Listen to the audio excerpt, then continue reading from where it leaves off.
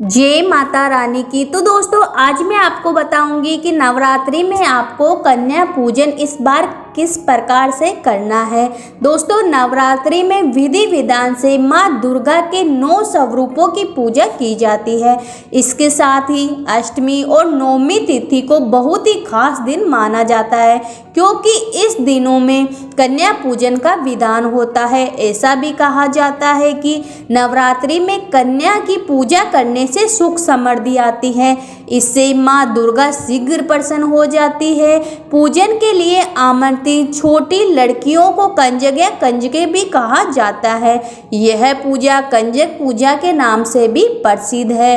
कन्या पूजन का शुभ मुहूर्त। नवरात्रि में अष्टमी या नवमी को कन्या पूजन करना शुभ माना जाता है। शुभ मुहूर्त में कन्या की पूजा करना भी शुभ रहेगा।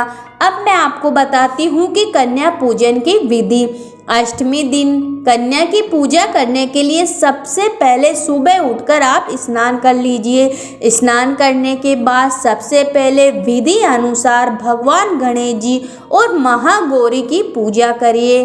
कन्या पूजन के लिए 2 साल से लेकर 10 साल तक की 9 लड़कियों और 1 लड़के को घर पर बुलाएं।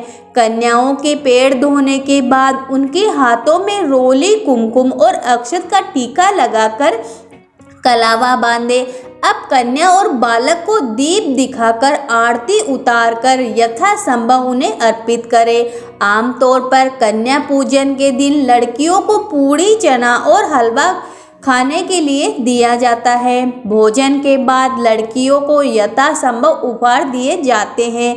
इसके बाद पैर छूकर उन्हें आशीर्वाद ले और माँ की स्तुति करते हुए गलती के लिए माफ़ी मांगे।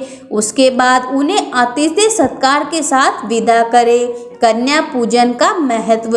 देवी पुराण के अनुसार कन्या की पूजा करने से देवी माँ प्रसन्न होती है और व्रत की सभी मनोकामनाएं पूरी होती है। इतना ही नहीं, कन्याओं को भोजन कराने से कुंडली में ग्रहों की स्थिति भी ठीक हो जाती है। ज्योतिष से विशेषज्ञों के अनुसार कन्या पूजन में आपको हमेशा एक लड़के को आमंत्रित करना चाहिए। यह माना जाता है कि भगवान शिव ने आदि शक्ति या माँ दुर्गा की सुरक्षा के लिए भैरव को भी नियुक्त किया था। इसलिए माँ दुर्गा के साथ भगवान भैरव के रूप में कम से कम एक लड़के की पूजा करना जरूरी होता है।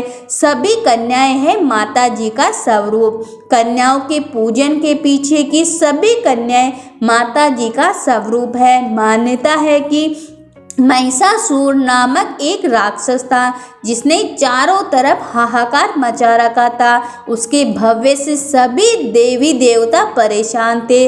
उसके वध के लिए देवी आदि शक्ति ने दुर्गा का रूप धारण किया। 8 दिनों तक महिषासुर से युद्ध करने के बाद 90वें दिन माता रानी ने उसको मार गिराया। जिस दिन माँ ने इस अत्याचारी राक्षस का वध किया उस दिन को महानवमी के नाम से जाना जाने लगा। असल में महिषासुर को यह वरदान था कि उसे कोई नहीं मार सकता। उसने ब्रह्मदेव से अमरता का वरदान मांगा था, लेकिन ब्रह्मदेव ने ये भी वरदान देने से मना कर दिया था। फिर उन्होंने कहा वह अपना अंत स्वयं निश्चित कर ले। तब असुर ने स्वाभाविक मृत्यु से मुक्ति मांगी और कहा उसे कोई देव, दानव, गंधर्व, त्रिदेव आदि नहीं मार पाए। वह इससे विजित रहे, मेरी मृत्यु किसी कुंवारी कन्या के ही हाथों से हो। इसके पीछे महिषासुर की सोच थी कि कुंवारी कन्या में कितना बल होगा जो मुझे मार पाएगी।